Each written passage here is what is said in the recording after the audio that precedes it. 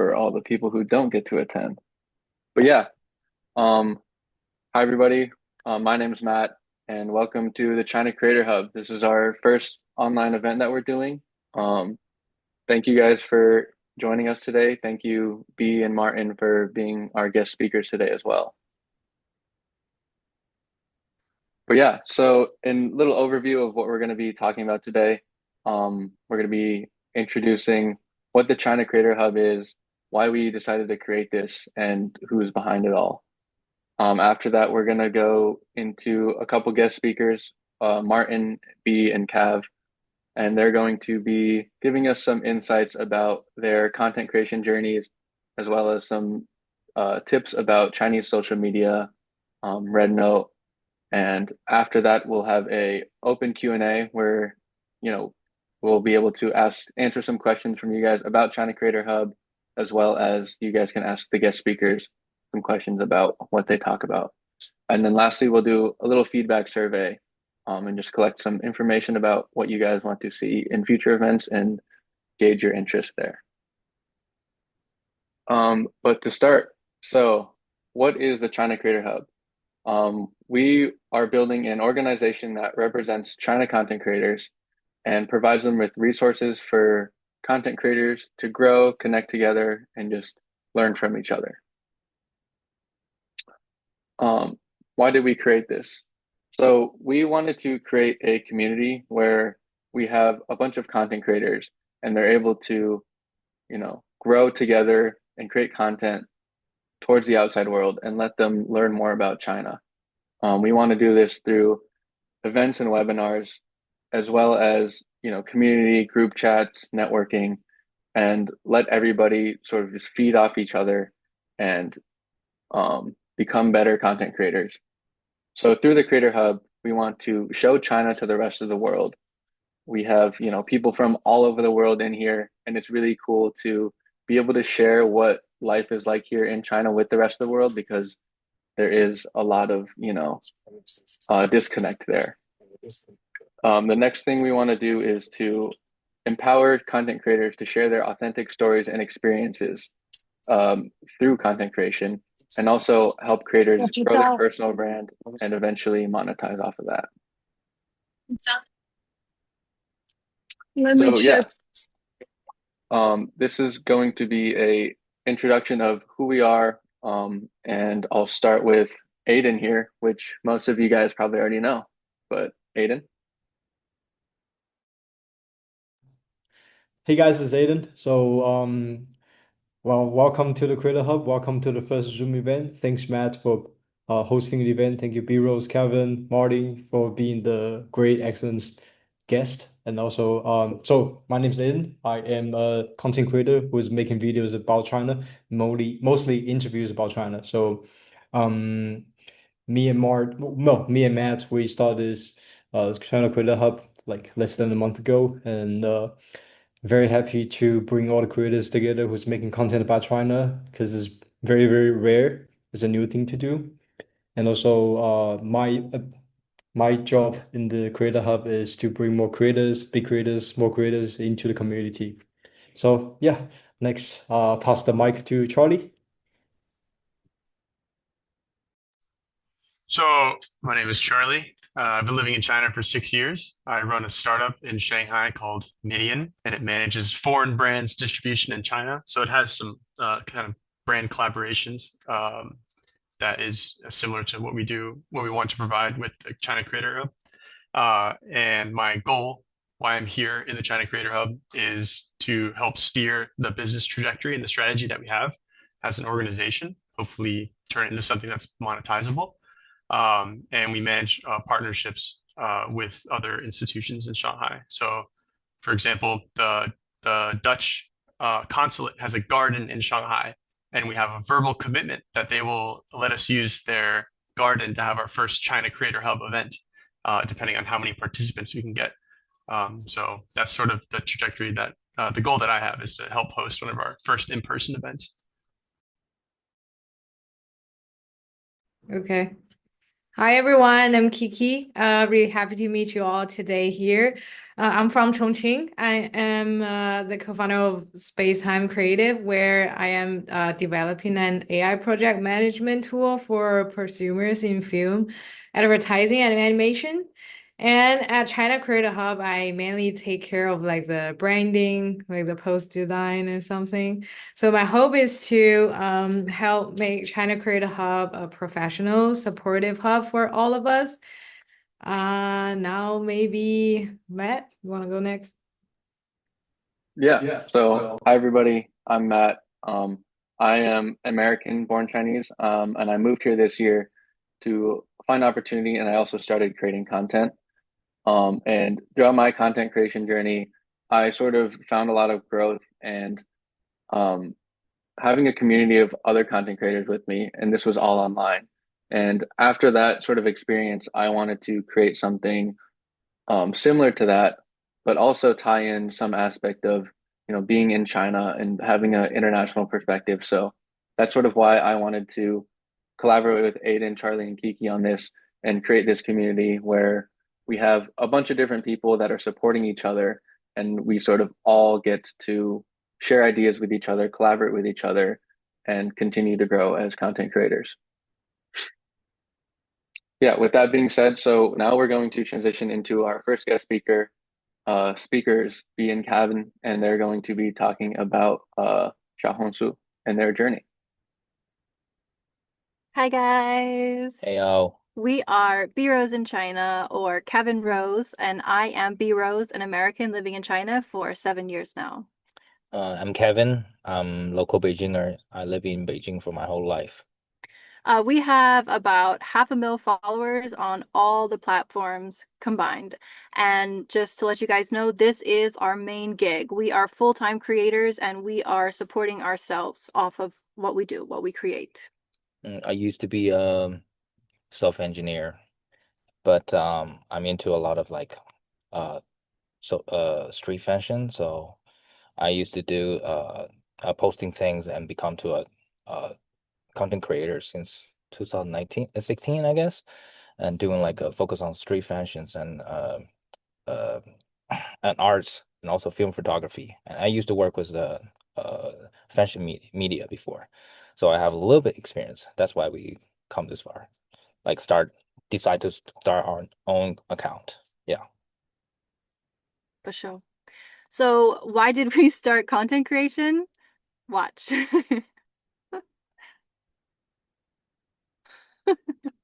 Little lag. Yeah.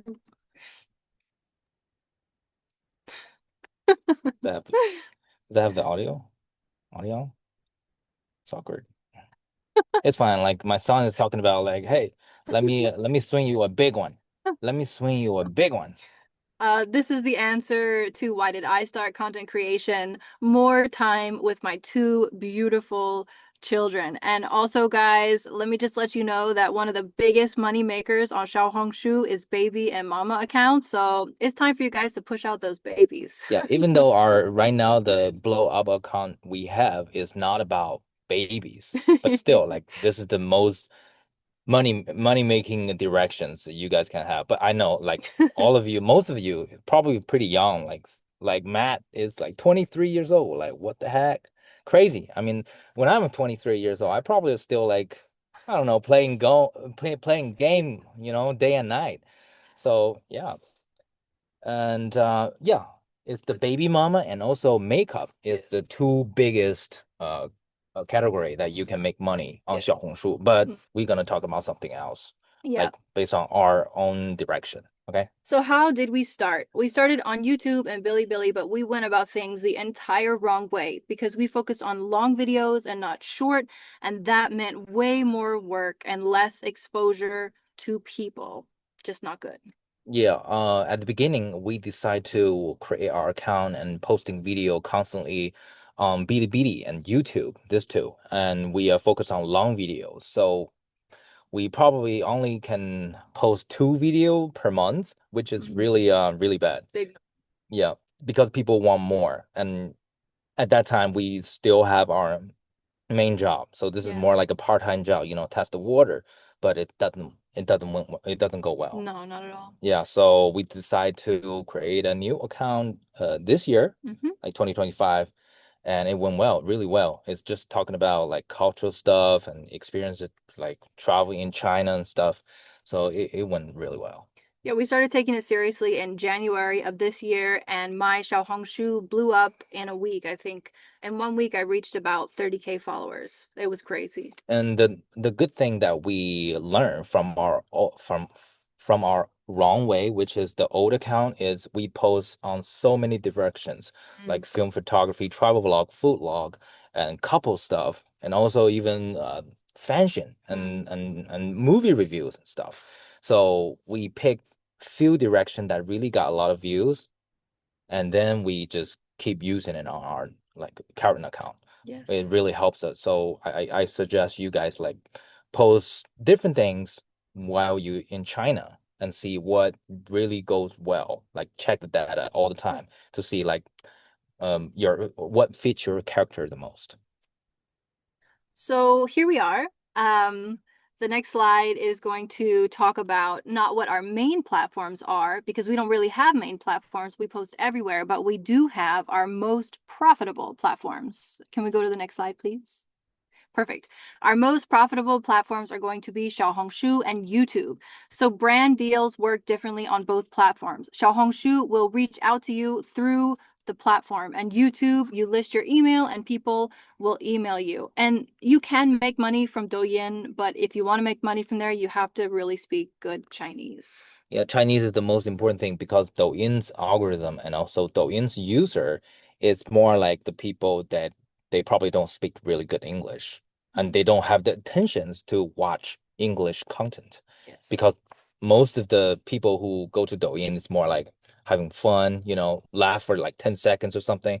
So it's just not fit for profitable if you want to make money. So we recommend you to start with Xiaohongshu and YouTube first. And today we focus on 小红书, right? Yeah. So the best thing you do is you have to reach it to I don't know, like 2,000 followers or something when you start to have the rights to open the business back door, then you can put your email in your bio. Yes. And that's one way that PR can reach you, like send you an email. But no matter what, you have to have a WeChat. That's our first tips. You have to have WeChat because you have to build your PR relationship with the Chinese PRs through this app. WeChat is the number one app we use. So you have to have WeChat and you have to build relationship with PR and you have to constantly post WeChat moment to let PR notice you. That's very important because one PR could possibly What happened?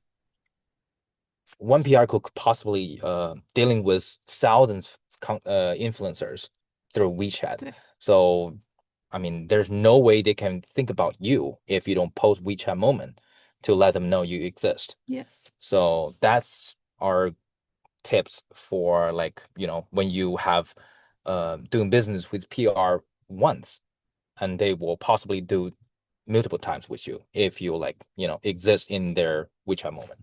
So that's very important. Today, we are going to focus on Xiaohongshu, and we are going to show you guys some of the brands that we have worked with. This is not all, but this is some. We have had amazing experiences working with so many different brands. We've seen so many things, traveled to so many different places, and you guys can do this too. How do you do it? Let's talk about it. How to grow an audience on Xiaohongshu. So first things first, follow the trends and the algorithm will push your content. The next thing is to be genuine. Otherwise, people will feel that you are super fake and they just won't like it. And following this, only take brand deals that you like. I know when you first start and you get a ton of brand deals coming in, you're going to want to take them all, make the most amount of money, but please only take those that align with your content, because if you take those that don't align with your content, you're going to ruin your data and ruin your account. And people will feel it's an ad if you don't really believe in what you're talking about or you don't like it. They can feel it and they want you to be genuine. So like us, we get a lot of offers, but I only take the best of the best, what aligns with us. And the last thing, likes are important, but more importantly are shares. Get your post shared and it will be pushed to the moon. And from my side, we have two screenshots right now. This is when you unlock the backdoor of the business page, I guess. And then all you need to do is go to 小红书, right bottom, and you hit me, and then left bottom you hit the 3 tribe, and then you would go to this screenshot 1. Then you will see a lot of things you can check, like data analytics thing. And then there's a more, and when you hit that, you will see the create growth. There's event center, and also another one is called Node Sparks. This is how you get your ideas and also see what's on the trend. And you have to follow the trends, follow the right spot on hashtags, and then you will definitely get more push from the official. And one tip is you have to choose the hashtag not that much post, because if there's everybody is posting this hashtag, there's no way they will pick you. The official will pick you. So I recommend you choose the hashtag that have under 500K post, and that's the right way to start with your content match the hashtag. And another tips is the hashtag on every post you can only add 10 hashtags, and don't be afraid to add more hashtag, because for us, like we reach to Chinese people, and we also want to grow international followers. So usually we're using 6 hashtag in Chinese and 4 hashtag in English, such as like American foreigner, expat, foodie, something like that. And then 6 Chinese hashtag has to be match the event center and the note sparks. You can find those hashtags, like when you save it, And yeah, that's tips. Next, we're going to tell you, what do brands look for? It's that you've done something successfully in the past. So what does this mean for you? This means that you need to do a lot for free before you start making the big bucks. If you go to a hotel, shoot it. If you travel, shoot it. Every penny that you spend on something, make a video if it aligns with your content. Yeah, you have to show the PR your potentials, and they will figure it out. They will review your account to see like what post or what direction you're really good at. They will know, and they will check your stuff before they try to book you.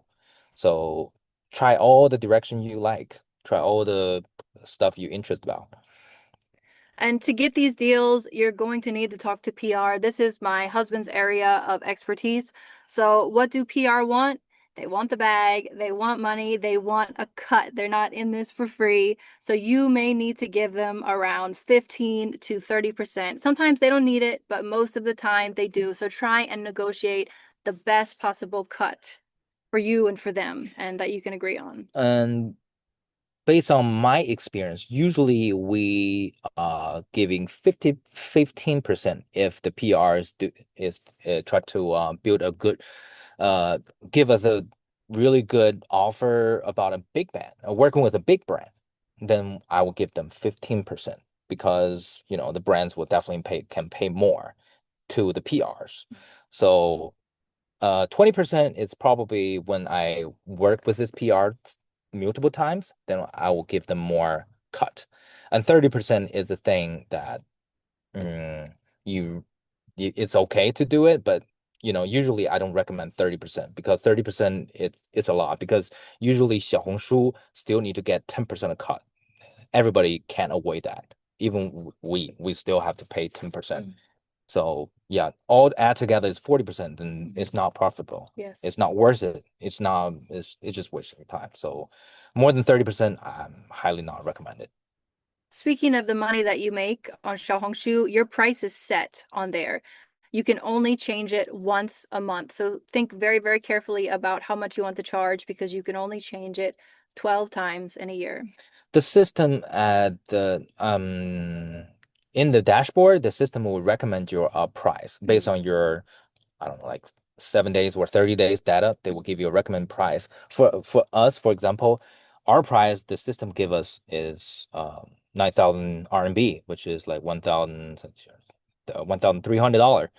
But we set our price around $3,000, and there still have a lot of deals coming in. Yes. Or offers. So don't be afraid to to launch a new a higher price. Yes. To post a higher price, because if your data is really good, then and your price is really low, the PR won't pick you because they have budget, they have all the things to think about. There's no way. At the beginning, our data is really good. It's even good, even better than 500,000 followers influencers, but our price is super cheap and they won't pick you. Like, it just doesn't make sense. So that's why we start to make our price higher, and yeah, it worked out. So I recommend you guys to make the price higher, and if it's not good the next month, you're gonna just lower your price. Yes. Experiment. And here I'm gonna put one link in the chat, and this link is the one that Chinese PR usually use to check all the influencers' price and then compare. This website is it's very expensive to book it, like annually. So usually we're just using the free sample. So every day you can try like 3 times. Using this website, that you can search the influencer you like or similar to your taste, then you can learn from their data and also does their price. So this website is very important. I hope you guys do try it, but sorry, this is all in Chinese, because it's for Chinese PR. But it's a really useful website. You can check the data, you can check the price. Also, you can check how many how good is the market, because yeah. So next we're going to talk about mistakes to avoid when starting on Chinese platforms. Don't just focus on long. You have to do short videos. And also try and post consistently. Think of yourself like a scheduled TV show. People get a serotonin spike when they see you, so don't let them down. If you're posting every week on a Friday and then you don't, they're going to feel bummed. So just try your best to be consistent. Yeah. So let's talk about how I am perceived differently in China versus the West. In the West, old people like me a lot because I do some political stuff here and there. In China, it's a mixture of ages. This is the problem with being too political. You'll get too many old people, and old people do not buy things. You need a young audience full of consumers. I'm all for being political, you guys. The world definitely needs more voices spreading the truth. Like, I just made videos about the Nanjing massacre that blew up, but you have to balance it. You cannot make it your number one thing. Yeah, otherwise, this just going south. Yes. So yeah, it's mixtures of age. Yes. So the brands prefer 25 to 35. This is the what's it called? 25 to 35 years old. Yeah, The age range. Yeah, the age range. This is the user they will like, and also they prefer at least 35 to 40% of the Apple like iPhone user. Yeah, that shows they have the ability to spend money. Yeah, even though you're not selling things, but still, the people who using expensive phones have more chance to see expensive stuff. More spending power. Yeah, more spending power. Yes. Let's talk about growth monetization tips. First things first, don't go in too many directions. Find your niche. What are you good at and that nobody else is bringing to the table? When you find your niche, the algorithm will push you more.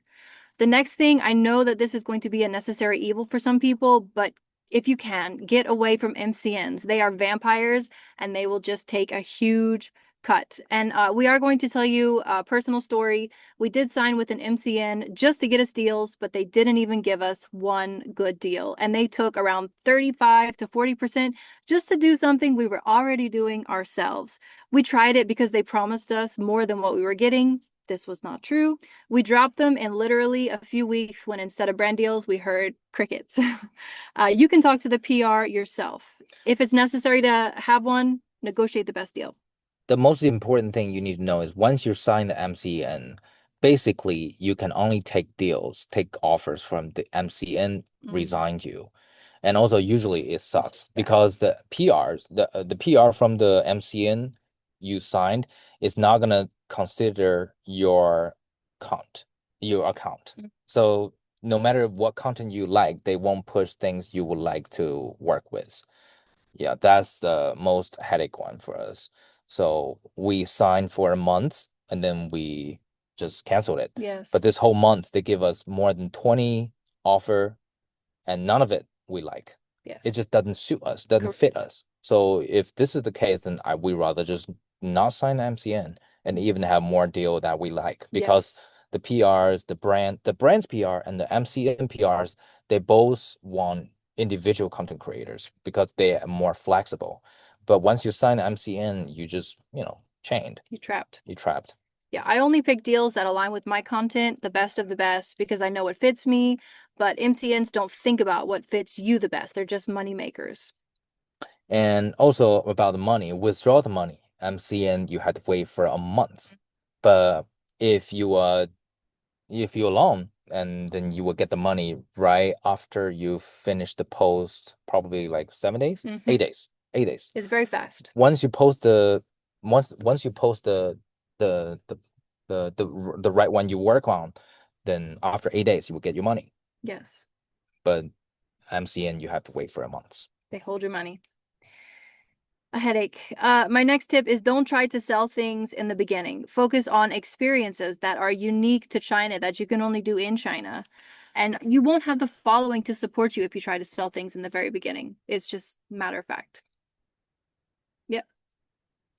So let's talk about what you can start doing today. Analyze your data, check your old stuff, and think about what blew up and why.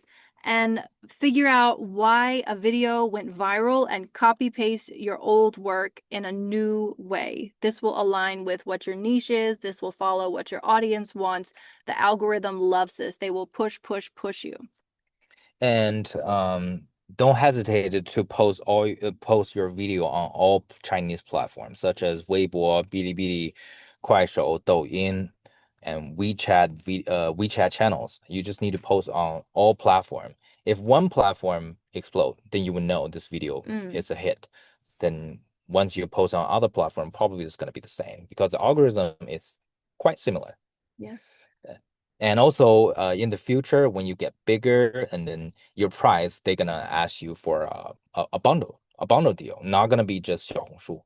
So they might just pay more, like 50% more based on your 小红书 price. They might pay more to ask you to post on all platforms. Yes. So just don't hesitate. Post on at all platforms. Your content journey will be one of major transformation. Stay flexible and be open to learning. That's my best advice to you guys. I think that's it. All right, cool. Perfect. Thank you guys so much. Thanks. Yeah. So next we're going to be transitioning to Martin, and he's going to be giving some more tips. Martin. Yeah, thanks, Matt. Thanks, B-Rose in China. That was amazing. Helpful for me as well. But yeah, hi guys, my name is Martin Su. I guess I've been a full-time content creator for only 1 month-ish. But before that, I was still a student. So I did that kind of did like content creation full-time, part-time, and now I'm doing it full-time. I'm half Chinese and half Korean, but I was born and raised in Shanghai, in China. And I used to study in the US for a bit for college. I'm currently in the US right now as well. But yeah, so these are some of the things that I do.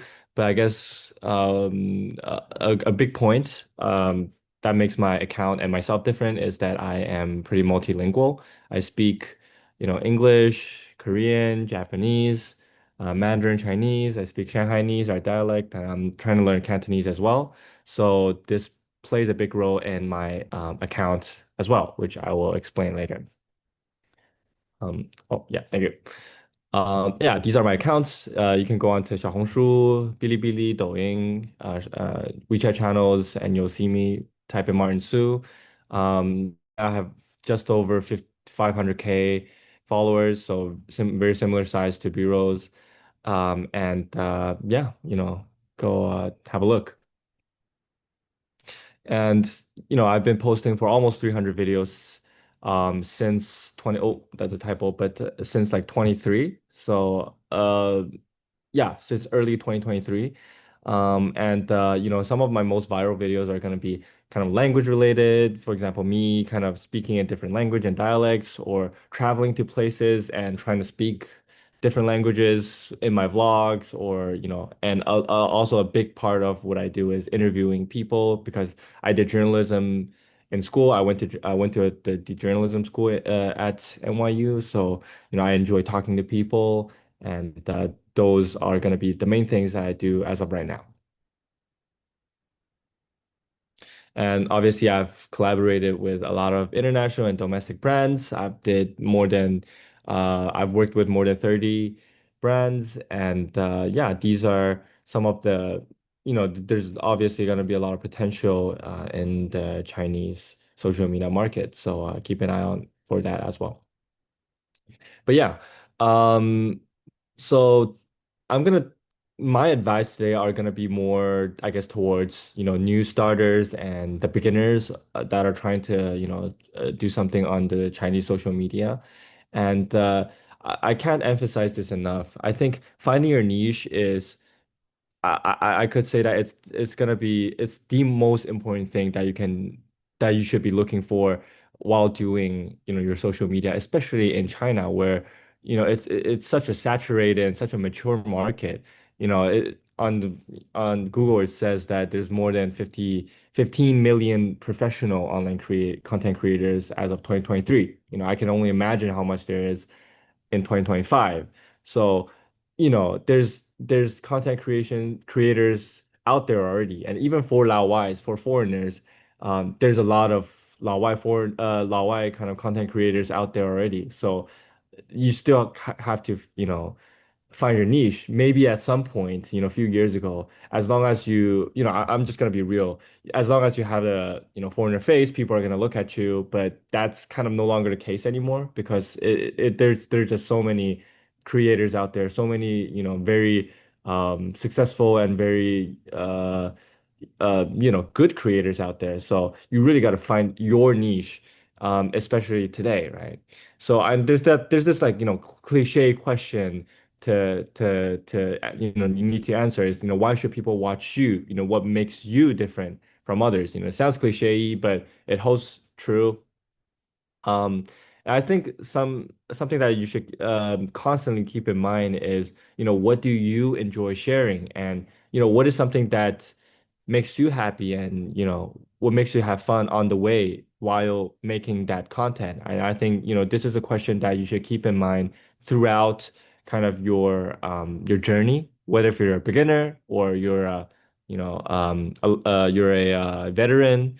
It's important to keep that in mind and not be carried away by, what's gonna be viral, what you think is gonna be viral, or just following a trend, following a cloud. People want to watch you. You want to be authentic, and you want to be the real you and attract the people you know, that's attracted by the same thing that you get attracted to, right? So there's also this mentality in the Chinese social media circle that's called 起号, right? Which means building an account where the goal is to profit or to become lucrative, right? I personally extremely dislike that kind of mentality, and I think in 2025 that mentality should kind of fade away because um, it's very obvious if you are trying to make money out of, your social media, especially in the beginning part, right? If you're trying to, chase a cloud, you're trying to, get all the brand deals, it's very obvious that you're doing it, and, viewers don't really like that. They like when people are authentic and express what they really want to express. And people like, real people, especially in the Chinese kind of market, because it's been there for like 7, 8 years already, and people had already, the audiences are smart. They know what kind of creators are authentic. They know what kind of creators are just they're trying to make money. So yeah, I think it's safe to say that just start by doing what you're good at. Start by doing what you like to do, and attract your people. And for myself, as an example, I can kind of share how I found my niche. So around 4.5 years ago, I went to the US from China. I moved to the US from China to go to college there, right? And I personally felt like that was a big moment in my life. That was a big pivotal point. So I started to, basically make vlogs and make videos, more so to, kind of document my own life. But some of the videos went viral, a bit viral on the videos, on the platform. So, that kind of encouraged me to keep on going. And at some point while I was living in the US, I felt really homesick, right? Because, I've never lived outside of my country and my city before that. So I felt very homesick. So I started to speak Shanghainese, which is, our local dialect, from where I'm from, right? And I started speaking Shanghainese in my videos, and it got some good results. So I was like, oh, I didn't know, speaking a local dialect could, make a lot of people happy and a lot of people likes it. So from that, I started experiencing with, incorporating more of my multilingual kind of skills. I try to speak Korean and Japanese and mix Korean Japanese with Shanghainese. I speak English in my video and mix and match all of those. And, it got me going. And and right now I eventually kind of reached my current state of where I, share about different culture and share about different languages and kind of discuss these cultural things with other people, with other third cultural kid, or with other kind of people that live abroad, have these kind of cultural clashes, and that's what I do right now. And yeah, having conversation with different people. So one thing leads to another. The important thing, I guess, is be true to yourself. Be open to experiencing with different things because you never know where that's going to get you. And don't be easy, try not to be easily embarrassed. It's embarrassing to do, to be on the internet and, talking about stuff that that you might think it's kind of geeky or nerdy, but there's 1.4 billion people in the country. There's always going to be someone that likes what you're doing. So don't be embarrassed. Just go out there and next slide, please. And yeah, I guess I want to take some time to talk about, I guess, mistakes to avoid especially for beginners who are, not so familiar with maybe China or the Chinese social media circle, because I guess, I mean, it's good to make mistakes, but there are certain mistakes in every society that once you do that you're canceled or right, it's just like horrible mistakes that you want to avoid.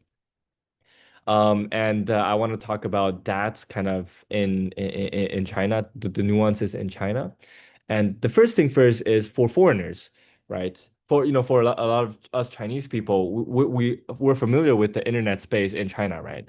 But for foreigners, please, please, please be very, very careful when you're dealing with politics and things like sensitive geography and things like significant dates in China, right? There's like a lot of nuances out there that Chinese people and the Chinese internet and even the Chinese government that pay attention to, but maybe as a foreigner you're not that familiar with, and there's just so much things out there, and my advice is just to pay attention and try to learn as much as possible about those kind of nuances because that is a kind of like a life and death situation. Because if you really do the wrong thing, say the wrong thing on those specific like sensitive topics, you could be canceled and you could not exist anymore. And for example, right, this Chinese map that you see on the slide, you notice that Taiwan, Hong Kong, and Macau is labeled on there, right? So for mainland China's internet space, if you want to show a map of China, you want to have those included because geography or territorial integrity is going to be one of the most important things out there.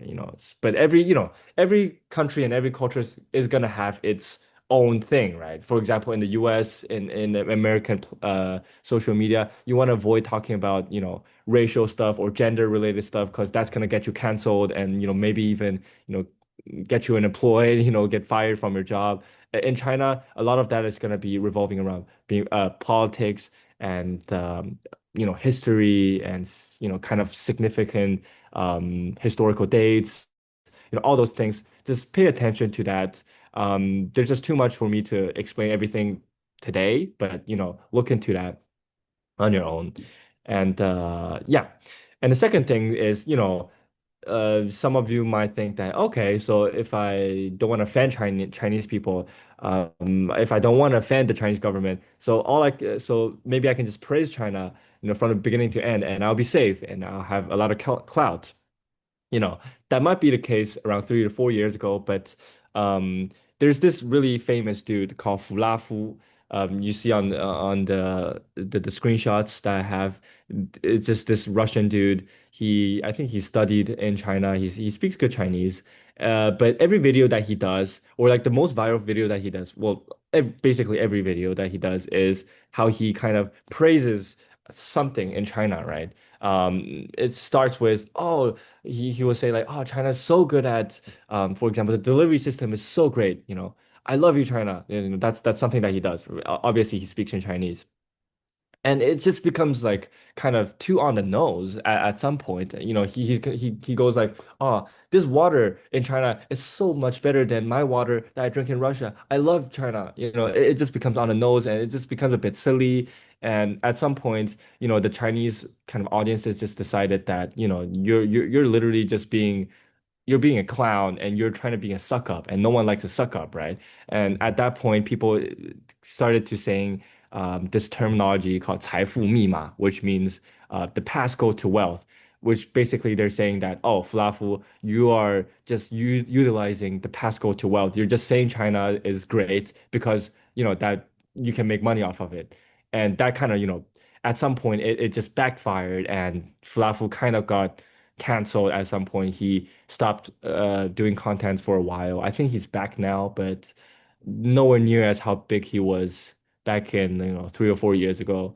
And yeah, so just really find a balance. And I guess what I'm still trying to say is be real, right? Be authentic. Nobody likes a suck up, and nobody likes someone that's pretending to be someone else, right? Or pretending to like something when there's not much to like, or just be authentic, be real. Audiences in China, especially China, are very, very experienced. We've had Douyin, we have TikTok 3 or 4 years early, prior to the Western world. So,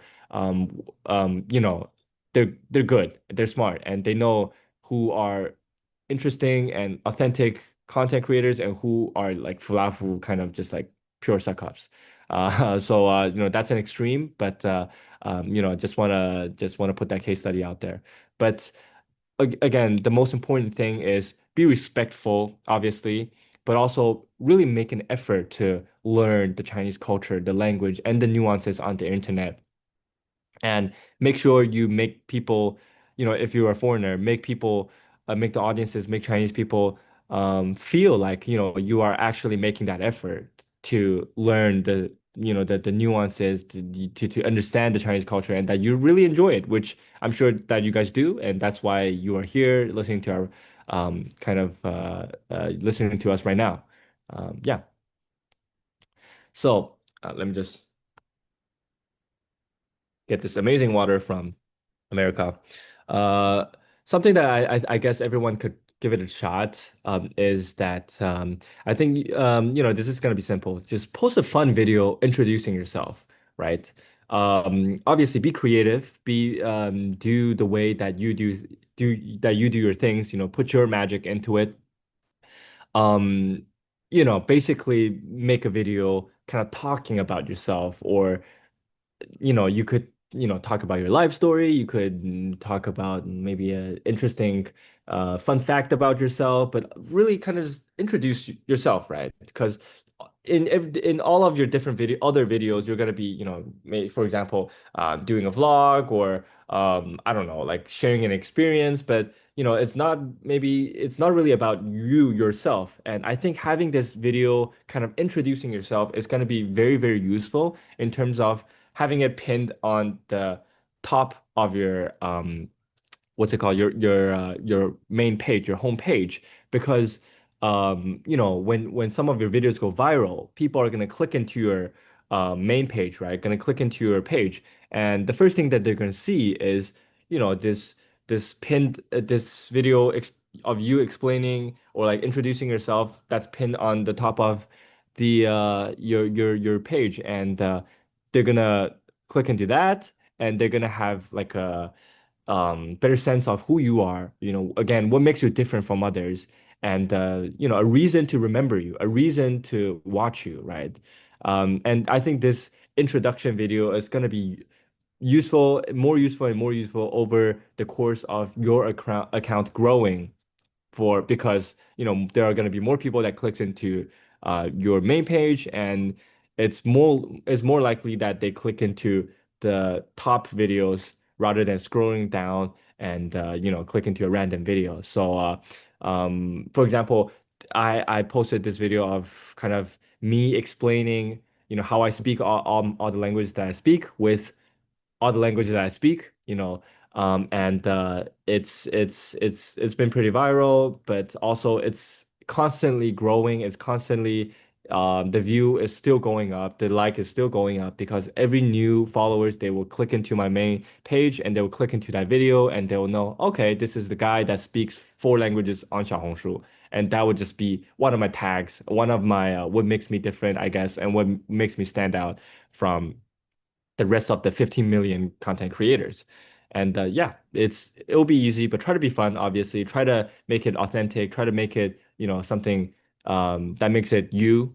And yeah, good luck with your journey. It's gonna be a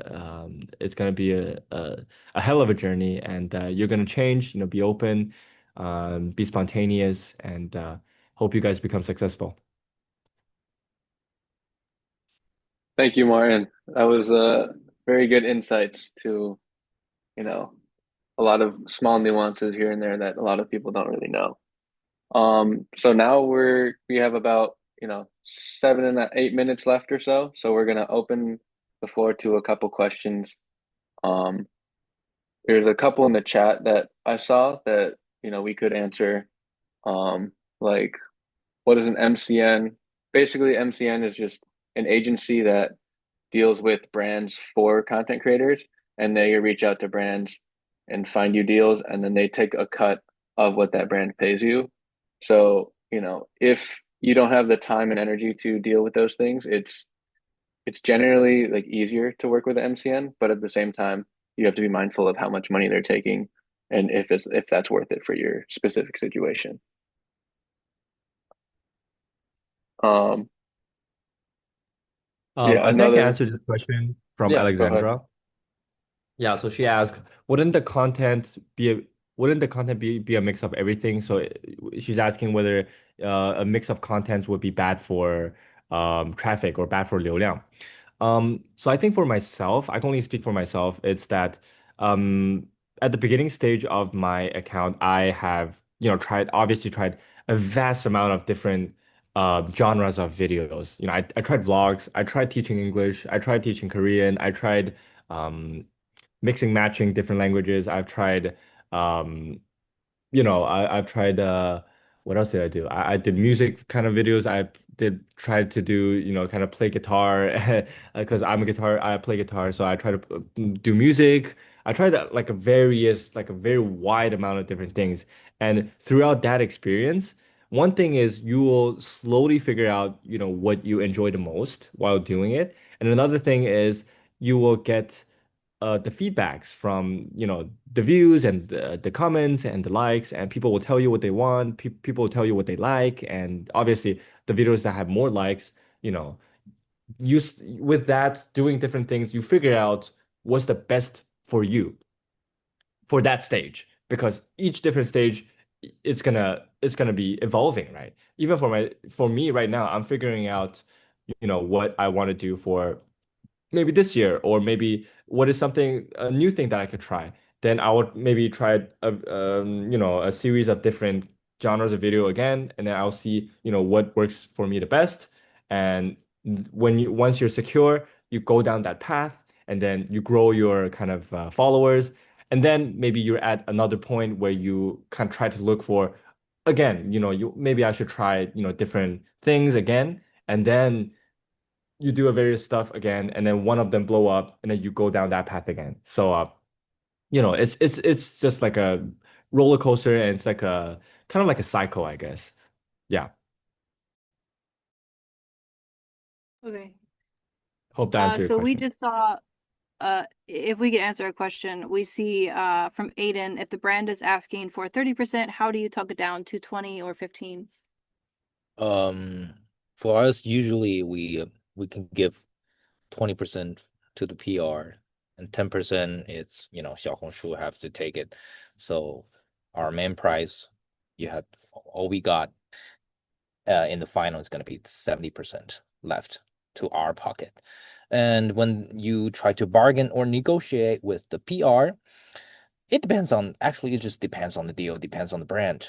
If the brand's really good for me, like if Nike try to reach out to me, I can give it up for like 40% even. So 30% it's okay. But if it's some, the brand you never heard of it, and the brand's like pretty small, and they don't have the budget to push your video in after you post it, then 20% is my bottom line. So I won't give it up. I won't give up. So yeah, hope that helped. And somebody's asking if they should do another account for a specific series. Absolutely, yes. I actually have two accounts. It's just that one is successful and one is not. The reason the other one is not successful is because I don't have time. I got two kids. I can only run one account at the moment until we can build a bigger team. But absolutely, the other account that's not successful is my baby mama account, like I was telling you guys. I love it, but right now I'm just focusing on my main account. So yes, absolutely create different accounts for different niches. And also, even just for me, like my account is not that big like B-Roll's account, but my account is facing to street fashion. So usually Nike, Adidas, Solomon, all kind of outdoor brands would reach out to me. I still have the connections. Then I can help B-Rolls to, working on some deals with the brands. So you don't afraid to open more account. Multiple account can help each other. So yeah, definitely have to open more account. Make your content have less category, right? Somebody's asking what PR stands for. I never really asked that question. They're the middlemen, but yeah, I think it's public relations. It's just the dude in the middle working out stuff. PR have different kind of PR. The ones of the PR is owned by the brand. So the brand's PR, for example, Nike have PR too, but usually those PR, they don't deal with individuals. They only deal with big corporations or brands to brands. So some small brands, their PR still hold a lot of relationship with content creators. So you're dealing with brands PR, you don't have to give away your 20%, your 30%. So you guys negotiate the price, it's going to be the final price. And that's the good parts of if you know more PRs with brands PR, which is, those PRs is really working for brands. And MCN PR is those PRs, they're dealing with multiple brands. They have all the relationship with big brands. So they have to get cut. That's how they make money, and that's how they survive. Someone just asked about music, if there's any copyright issues in China. Absolutely zero. We use Epidemic Sound, and there are no issues in China, but there are issues abroad. Like on TikTok, we really struggle with that. And we have to using copyright music for all platform because that's the easiest way. Otherwise, you have to cut the same video twice. Yes. For Chinese platform, you can just, keep whatever music you want. But when you post on YouTube, TikTok, or Instagram, they will definitely have the copyright check. Then you have to, do more stuff.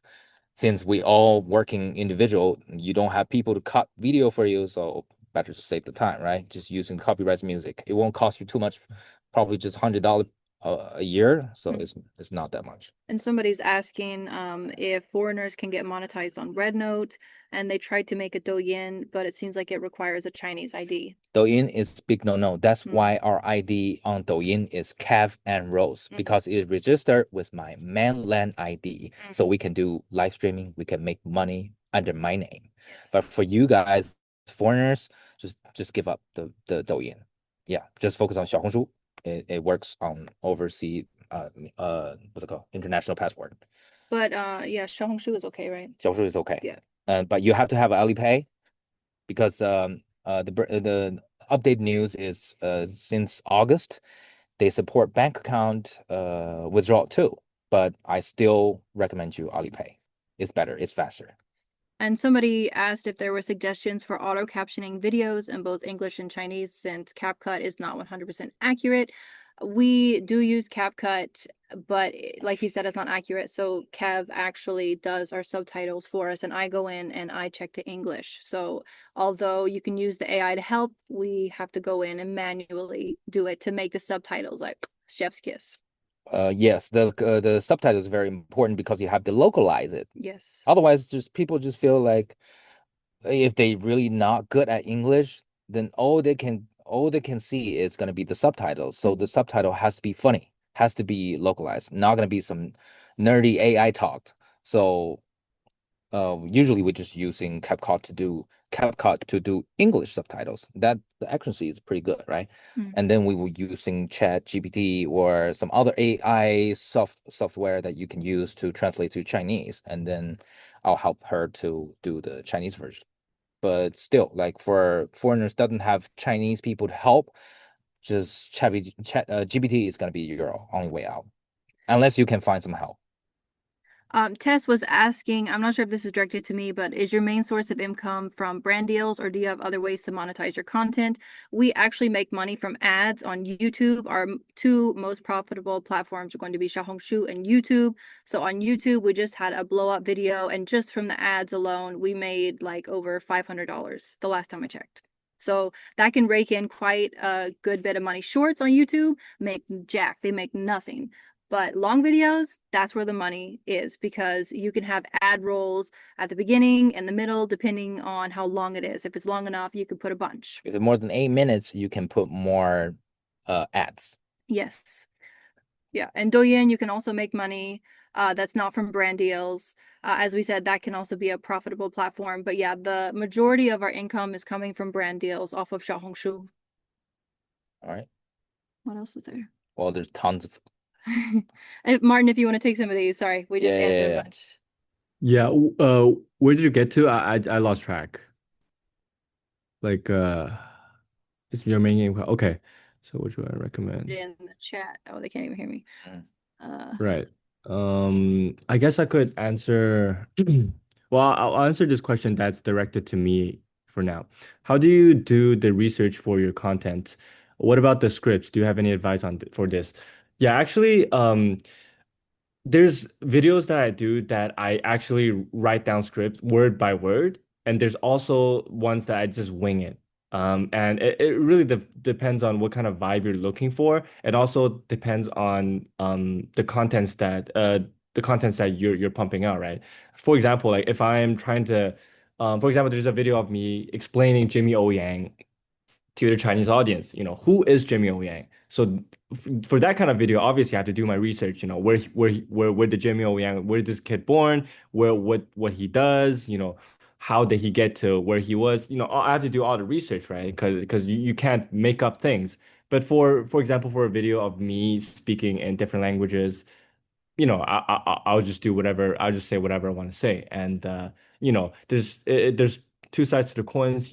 Obviously when you do a lot of research and then you write down a script, you sound professional. You sound, you know what you're talking about. But it sounds like you have done a script, and it might sound a little too uptight, sometimes. But if you're just talking like you're talking to a person, you sound more natural. You sound more what's it called? You just sound more conversational. But again, you might stutter, you might, lose track.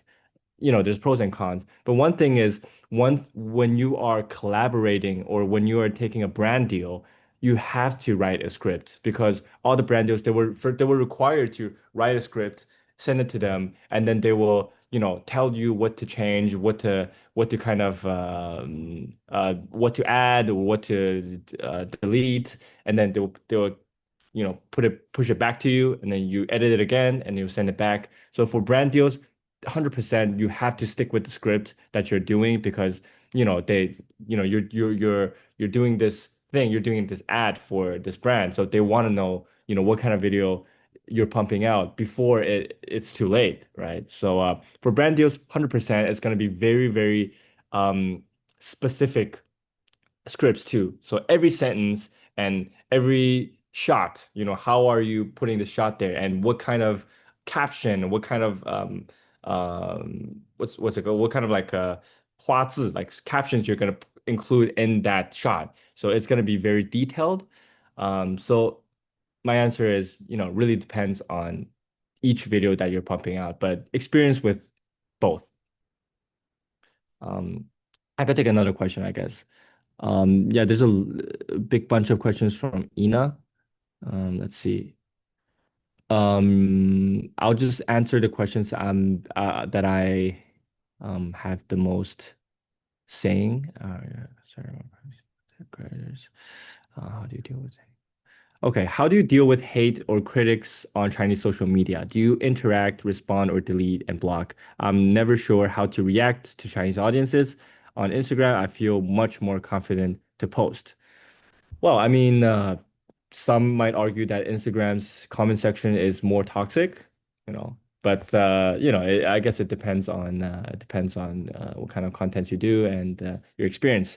But yeah, there's going to be hates or critics on any platform, right? And me as like a half Chinese, half Korean guy, my Korean side gets a lot of attacks sometimes from the Chinese social media. But I would say that for the most part, like for 95% of the part, people are pretty nice and they're respectful, especially on Xiaohongshu, because it's kind of Xiaohongshu is kind of known to be this more bougie, middle class, even upper middle class type of more educated, more cultured, more, college graduate type of platform, whereas the WeChat channel and Douyin is going to be more, have a more sunken audiences, right? So on Douyin, I will have more hates or hate comments or critics.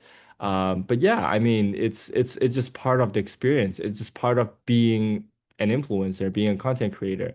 Not everyone's going to be happy with the things that you do. But again, some of the critics or hates are actually helpful. In some experiences. For example, if I'm doing this video, I'm speaking in Japanese, and this guy is like, "Oh, this word that you said in the third sentence in like the third 48 seconds of your video, it's actually this, not what you said."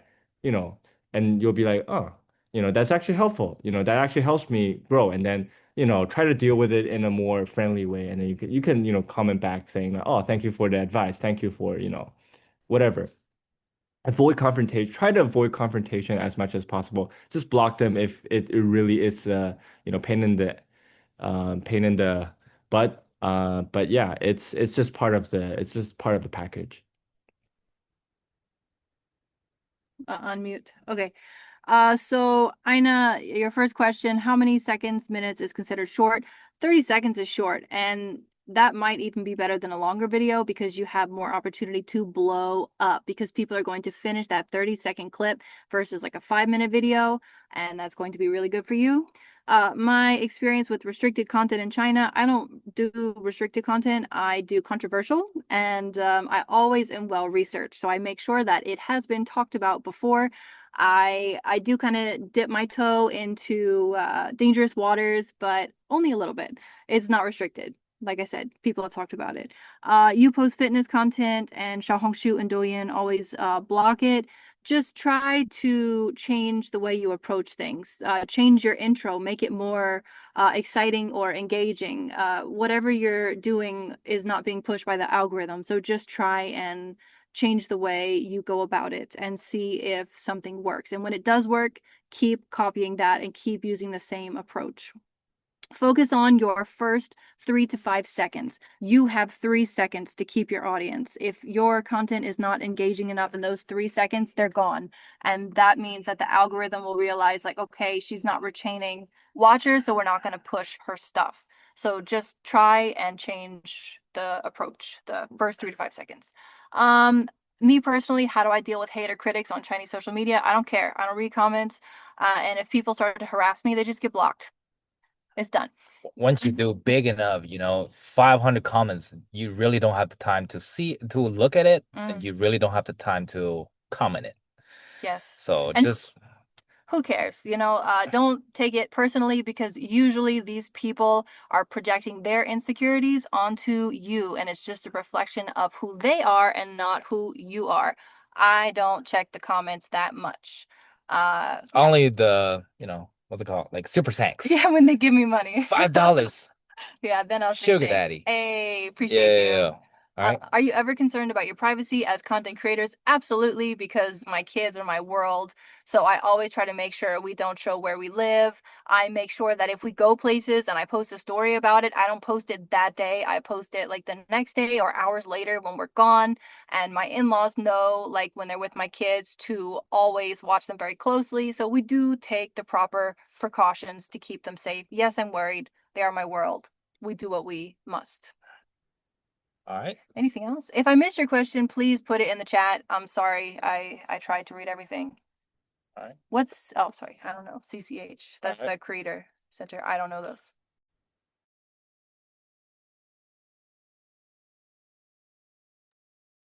Lovely. Thank you guys so much. I feel like this has been a lot, even for me, it was like helping me a lot. Especially on the Chinese social media side of things. And it's good to see that there's a little crossover between like Instagram and TikTok and Xiaohongshu with, the hooks and keeping your audience engaged. I feel like that's very, very important. Like using cool edits, sound effects, I found that to be very useful and can sort of cross over in between all different platforms. And then yeah, I don't want to take too much of everybody's time. I know you guys, if you guys need to hop off, you guys can. But before that, we do want you guys to give us some feedback in terms of, what we could improve on, what other topics you would like to see on these future calls. The QR code's here. Also, there is a link in the chat for that.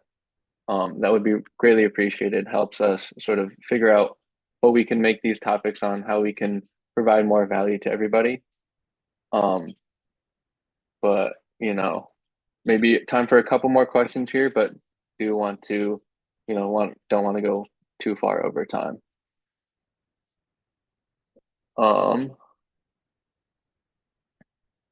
Yeah, thank you guys again so much for helping us out and being guest speakers on this. It's been really, really interesting to hear all these different perspectives. But yeah, if there's nothing else, we're,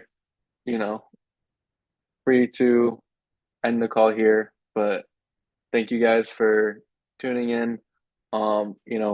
We definitely were a little nervous before this being the first event and everything. We didn't know how it was gonna go. But I am recording, so I will be, taking the video and sending that out. So we'll be dropping that probably either in a long form video or some other format for everybody to access it and be able to look back on the recording.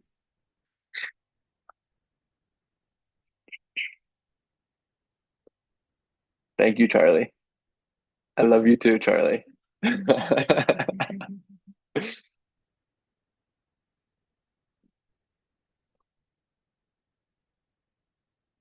But awesome. Yeah. So we're going to end it here for everybody. Hopefully we will be working on a coming event very soon. Looking for, other guest speakers as well. If you are interested in guest speaking, please feel free to reach out to us. And we can work things out from there. But anything else to add, Aiden, Charlie, Kiki? I think we did good, guys. Cheers to everybody. Yeah, thank you guys. Great event. Stay posted for more online events and look forward to our in-person events coming Q1 2026. 2026 for Come real? follow us. Come follow me and B-Rose.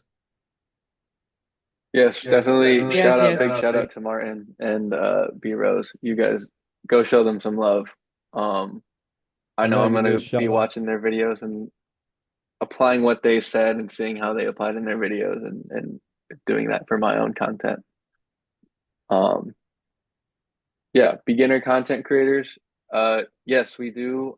We are, still formulating what the barrier is going to be, but for now we wanted to, just gauge everybody's interest in terms of what kind of value we want to provide to a bunch of content creators.